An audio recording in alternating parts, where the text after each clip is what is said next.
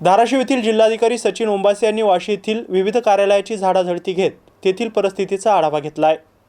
महाराष्ट्र नवनिर्माण सेनेचे अक्षय चिळे आणि स्वराज्य पक्ष संघटनेचे राकेश उंदरे यांनी रेशन दुकानदार धान्य खरेदी करताना पावती देत नसल्याची तक्रार केली। तसेच शेतरस्ते आणि इतर तक्रारी मांडल्या। तहसीलदार प्रकाश मेहत्रे यांच्या सक्त सूचना देऊन कारवाई करण्याचे निर्देश दिले आणि महसूल कर्मचाऱ्यांची बैठक घेऊन योग्य त्या सूचना दिल्या।